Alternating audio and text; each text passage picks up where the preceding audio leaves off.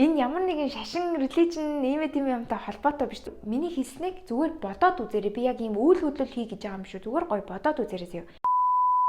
Сайн мэцхан та нартай энэ өдрийн мэндийг хүргэе. Ингээд Ardын Energy YouTube channel дээр та бүхэн минь тавтай морил. За энэ удаагийнхаа дугаараар болохоор би нэгэн сонирхолтой сэдвийг та бүхэнд бэлдсэн байгаа. Тэгээд энэ бичлэгийг болохоор хийгээд ер нь 2-7 хоногийн турш зөндөө их юм бэлдсэн. Тэгээд яг энэ бичлэгийг хийх сэтэл нь яаж төрсөн бэ гэх юм бол би саяхан нэг ном уншиж эхлүүлсэн байгаа.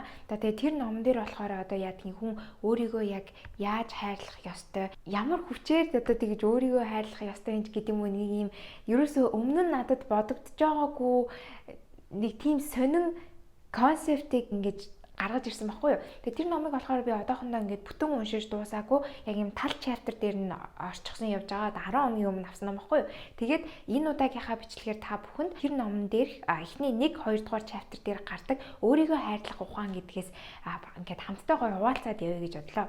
Хүмүүс нөгөө нэг ингэдэг штэ, би өөрийгөө хайрламаар байна, би өөрийгөө олохгүй байна, би юунаас эхлэх ёстой вэ, би яаж тань шиг ингээл ийм амжилттай байх ёстой вэ гэл гоё одоо ментор, коуч тийм хүмүүсээс асуудаг штэ. Ерөнхийдөө ингээд бас яг ажил төрлөө бүтээгээд аягүй тийм амжилттай явж байгаа хүмүүсээс тэгэж асуухаар ихэнх нь чи эхлээд өөрийгөө олох хэрэгтэй. Чи эхлээд өөртөө сайн ярилцах хэрэгтэй. Өөрийгөө юунд дуртайг мэдэх хэрэгтэй, юунд дургууг мэдэх хэрэгтэй ч гэдэг юм уу. Тиймэрхүү зүйлүүдээр ингээд хариулаад явдаг. Би ч гэсэн одоо манай хөөрхөн дүүнер ч юм уу ийм найзууд маань ингээд чи яаж одоо ийм өөртөө ихтэй болсон, чи яаж ийм өөдрөг болсон ингээд айгүйх асуудаг. Тэгээд би тэр үед болохоор миний хүн бүрт өгдөг хариулт маань бас яг л адилхан байсан. Ингээд чи өөрийгөө олох хэрэгтэй. Чи өөртөө илүү сайн ярилцах хэрэгтэй. Өөрийгөө мэдэх хэрэгтэй. Өөрийнхөө сайн чаддаг зүйлсийг одоо яадгийн тэр дэвтэр дээр бичээд ямар нэгэн заасан дээр буулгаад ингээд өөрийгөө багаар ингээд ажаад бай гэсэн тиймэрхүү бас яг бусдтай адилхан хариултуудыг өгдөг байсан байхгүй. Тэгсэн чинь энэ номыг уншснаас хойш миний ерөөсөө бүр амьдралдаа бодож байгаагүй тийм сонин санаа гарч ирсэн. Санаа биш, нэг юм сонин бодол төрүүлсэн гэх юм уу? Ухамсар гэж ярьдаг шүү дээ. Яг тийм сонин төрүүлсэн. Тэр ном яг юуны талаар вэ гэх юм бол одоо хүн төрөлхтөн одоо хүн заавал ингээл өдөр болгон өглөөрт босоод өдрийг үр бүтээлтэй өнгөрөөхийн тулд баахан ажлыг амжуулсан, гүйсэн, яарсан тэг бүр ийм амар зарчимч тийм байх, амжилтанд хүрэхийн тулд заавал тийм байх шаардлагагүй байдгаа. Яагаад гэх юм бол нэг юм хүнд нэг юм энерги аура гэж байдаг гинэ. Тэгээ тэр энерги аура чинь ингээд амар гоё бүрэлдээд гоё өөртөө байгаа энерги аураагаараа чи ирээдүйд болох маш гоё зүйлүүдийг өөрийнхөө хүссэн тэр desire, тэр goal байгаа штэ. Тэр өдрийг ингээд зүгээр тэр энерги аура бодол санаагаараа хүртэл дуудах боломжтой байдаг гэдэг талаар гардаг. Тэгээ тэр ерөнхий санаа нь бол иймэрхүү юм байгаа. Тэгээд эхний 1-2 дугаар chapter дээр болохоор чи өөрийгөө хайрлахаас эхлэн гэж гарч байгаа. Одоо тэр юм ингээд амар гоё дууддаг тэр сайхан одоо нөгөө нэг энерги нөгөө secret гэдэг номон дээр гардаг штеп хүн бодлороо маш сайхан зүйл ингээд бодож ингээд бодлороо амар гоё олон юмнууд ингээд дууддаг гэдэг. Яг тэрнтэй адилхан яаж тэр гоё энерги, яаж гоё тэр аураг чи эхлээд өөртөө үүсэх юм бэ гэдэг ингээд шат дараалалтай нь явдаг. Тэгэхээр 1-2 дугаар chapter дээр болохоор өөрийгөө хайрлах арга ухааныг ингээд амар гоё хэлбэрээр заасан байгаа. Тэгээд 1-2 дугаар chapter-ыг би уншаад дуусчихсан болохоор одоо ингээд та бүхэндээ бичлэгээр хүргэж байгаа шүү. За тэгээд 3-4 дугаар chapter дээр болохоор a way to feel good гэд хэсгүүд байгаа. Энэ дээр болохоор нөгөө нэг яаж өөдрөг байх юм, яаж юмыг ингэж сайхнаар бодоод тэрийгээ өөр дээрээ татаад ирээдүйдээ болох улам гоё зүйлүүдийг чи ингэж зүгээр л тэр гоё энерги бодлороо татчихийдэг гэд тийм гоё арга техникээс хүртэл хуваалцсан байдаг байхгүй. Тэгэхээр одоохоо зүгээр бэлэн байгаар би энэ номыг уншаад ингээл миний бүр ингээд биений үс арзаагаад бүр ингээд амар сонио. Өмнө нь би бүр хизээж тэгж бодож байгаагүй юм надад бүр бодогцсон. Тэгэхээр энэ бүх зүйлийг ингээд би ганцаараа бодоод яваад байх биш. Ганцаараа амьдралдаа хэрэгжүүлэх биш. Би ингээд та бүхэнд ингээд хамтдаа гоё хуваалцаад яг үнэхээр л яг бидний амьдралд бас тохиолддог юмнууд жишээнүүд хүртэл орсон байгаа болохоор бас илүү сонирхолтой болов гэдэг энэ бичлэгийг хийж байгаа шүү. За тэгэхээр бүгдээр эхлэе. Өөрийгөө хэрхэн хайрлах вэ? За тэгэл хүмүүс нөгөө нэг өөртөө сайн ярилц. Цаасан дээр бич.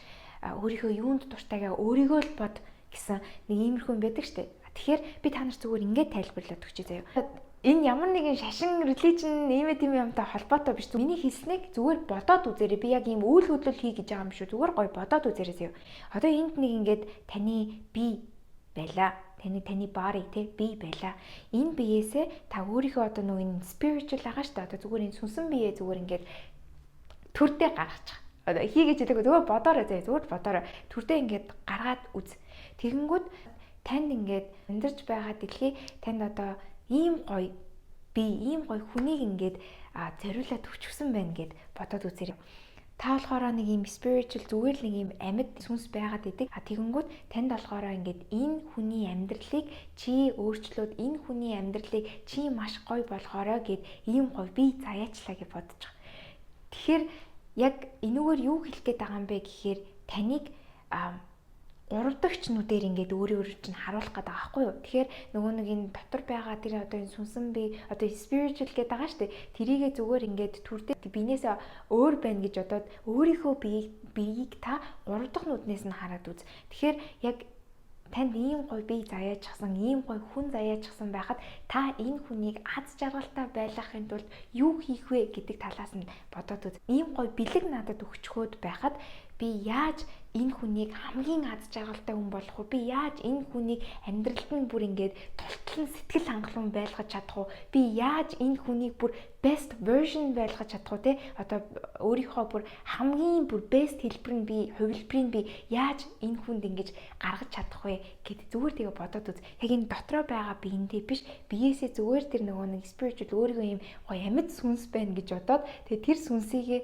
тэр сүнсэнд чинь ийм гоё бэлэг бие физиолог заяатсан байна. Энэ бие физиологийг чи бүр best version болгохын тулд хэрхэн яаж зүтгэх хэрэгтэй вэ гэдгийг зүгээр бодоод үзээрэй заяа.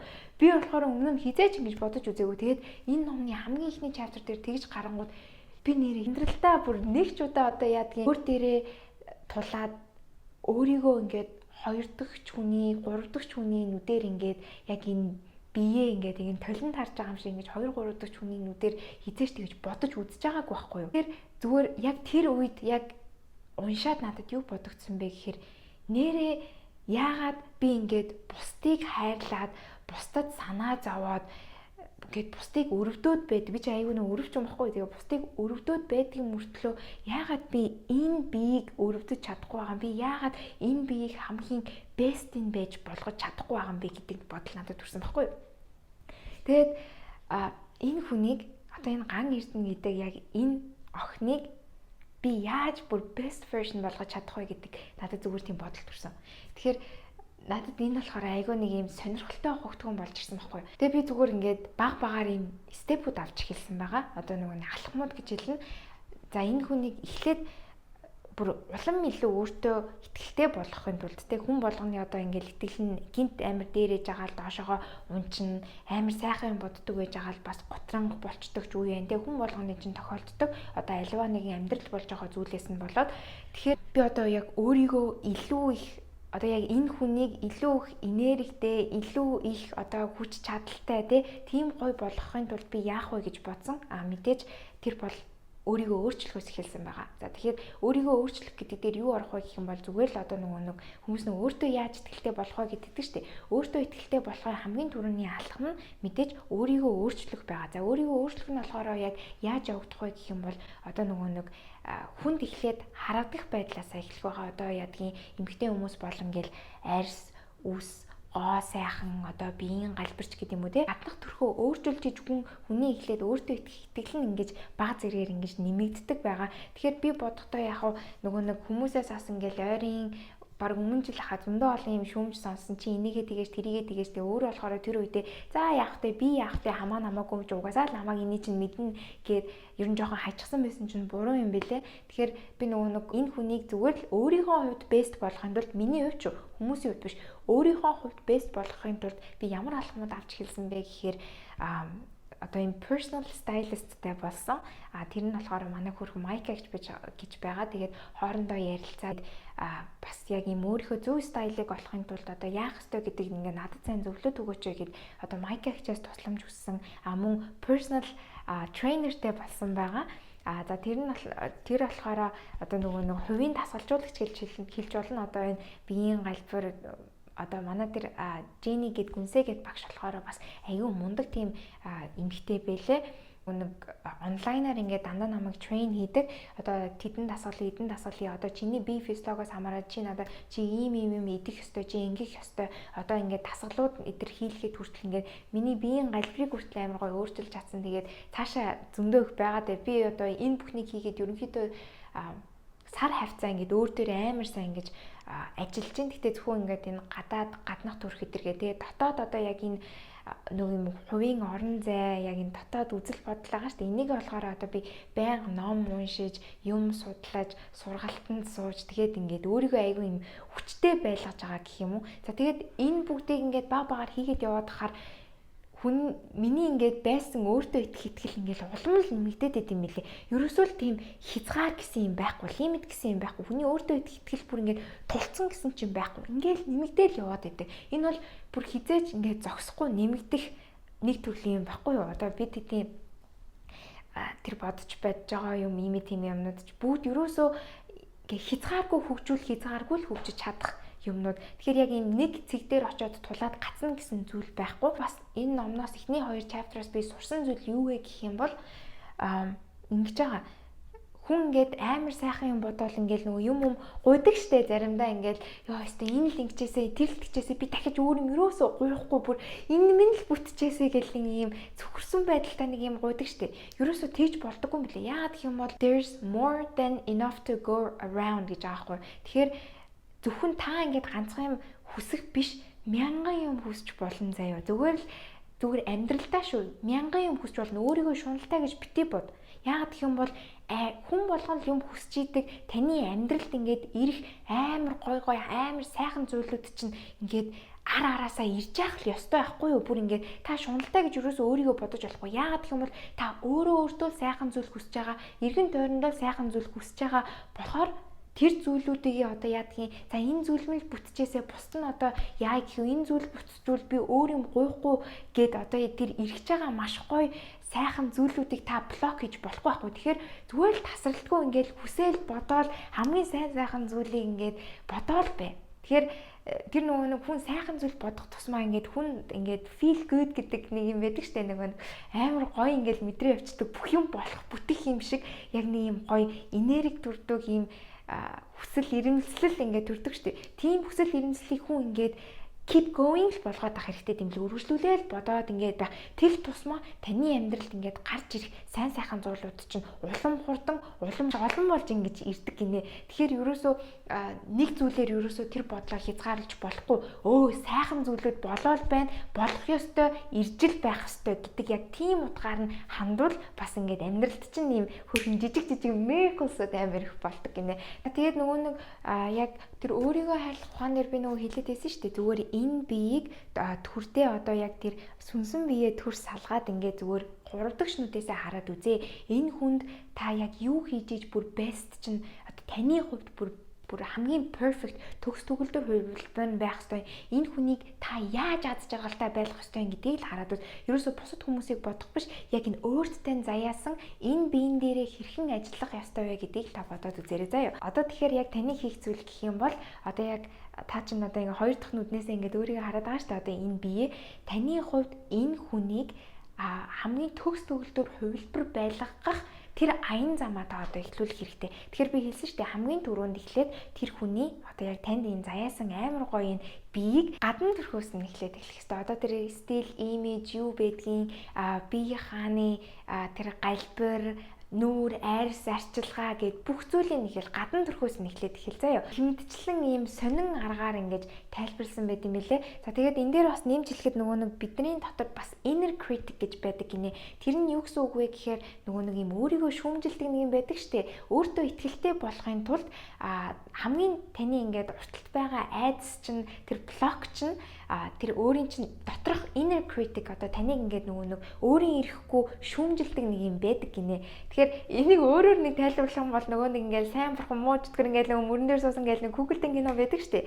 Тэр утгаар нь зүгээр авч үзэх юм бол угаасаа сайн тал нь бол танд байгаа, муу тал нь ч танд байгаа. Тэгээ тэр муу талын болохоор inner critic чинь гэж яриад байгаа хгүй. Дотроосоо өөрийгөө шүүмжилдэг. Ямарваа нэгэн өөртөө өөрчлөлт хийх гээд ирэнгүүт за би ингэж байгаа л болчдөг юм да. За 7 хоногийн дараа л би болчдөг юм да. За бусд нь ингэж тахаа. За би яах вэ гэсэн яг нэг тэр inner critic гэдэг шүү дээ. Энийг засах бас нэг юм 2 3 арга байдаг гинэ. Гэхдээ тэрийг болохоор би дараагийн бичлэгэн дээрээ бүр ингээд амар гоё арга техниктэй та бүхэнд одоо нөгөө нэг өөрийгөө өөдрөг байлгах арга ухаанаас нь ингээд тайлбарлаад өгье. Гэхдээ энэ удаад яг энэ бичлэгэн дээр юу гэж хэлэх вэ гэхээр хамгийн best нь заяа. Би нэг өөр номноос уншсан хэрхэн одоо нөгөө нэг өөрийгөө новш гэж мэдрэхээ болох вэ гэсэн нэг номноос уншсан байхгүй юу. Тэрэн дээр болохоор ингэж гарсан байсан.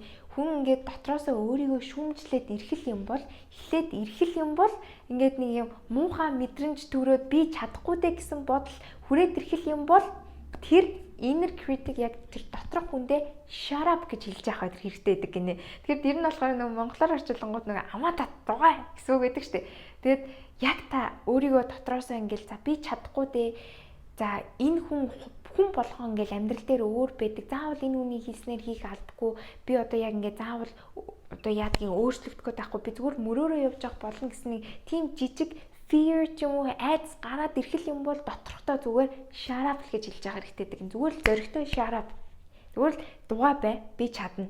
Үгүй ээ дугаа яг тэр inner одоо тэр дотроосоо хилээд байгаа тэр шүүмжлэлийг та зогсоох хэрэгтэй болчиход байна шүү дээ. Тэгэхээр гарч иржээд одоо яг тэрийгээ ингээд гарч ирэнгүү тэрийгээ notice хийгээд анзаарчл байх юм бол үгүй ээ shut up гэж хэлж сурч явах хэрэгтэй гинэ. Тэгэхээр нөгөө өөрөө өөртөө тэмцэлтэд алцаад байгаа ч бас тэр дундаа гараад байгаа байхгүй юу. Тэгэхээр та бүхэнд бас хэлэх гээд байгаа зүйл нь зүгээр л муухай зүйл бодоод ирэх ч юм уу эсвэл таныг нэг юм гой зүйл рүү явах гээд ирэнгүүд араас чинь inner critic чинь татаад байх юм бол тэрэндээ дугаа бай үгүй ээ shut up гэж хэлээл зүгээр улам л дээшээ явж явах хэрэгтэй гэдэг гинэ. Энэ бичлэг бол энэ хүрээд өндөрлж чинь бас энэ дундаас ингээд ганц хоёр зүйл ойлгосон гэдэгт итгэлтэй байна. Тэгээд авахыг аваад хайх нь хайж болно. Гэтэ зүгээр та бүхэндээ өгөхөд байгаа маш гоё санаа нь гэх юм бол яагаад та өөртөө заяасан ийм гоё биеийг ийм гоё хүнийг тултал нь хайрлаж чадахгүй байгаа юм бэ? 3 дахь шнүүдээс хараад яагаад танд ийм гоё хүн ингээд бүр бэлэг болгоод ээжээс тань өгчгөөд байхад энэ хүнийг та өөрийнхөө төгс хувилбар болгож чадахгүй байгаа юм бэ? Ингэж болгохын тулд юунаас эхлэхтэй одоо тэгвэл тэндээсээ л эхлэх. Бүр амар гоё education одоо яа гэм боловсролтой болгомоор байвал болго тэ чадахгүй юм байхгүй шүү дээ. Хүн болгон чадаад байна. Энэ хүнийг амар хөөрхөн харагдуулмаар ахын бол гадна дөрхөөс нь нэхэл тураамаар ахын бол зөв хоолтоос нь эхлэх дасгал хөдөлгөөнөөс нь эхэл ерөөсөө энд нэг айхтар цаг ороод байгаа юм байхгүй. Гол нь it's all about your mindset гэхгүй юу. Тэгэхээр mindset нь яг та юу бодож ин таны ухамсар чинь бүр ингээд бүх зүйлийг чинь хамгийн эхлэл байж чаддаг байхгүй юу. Тэгэхээр манайхаа амжилт төсөө тэгээ дараагийнхаа бичлэгээр уулзлаа баяр таа.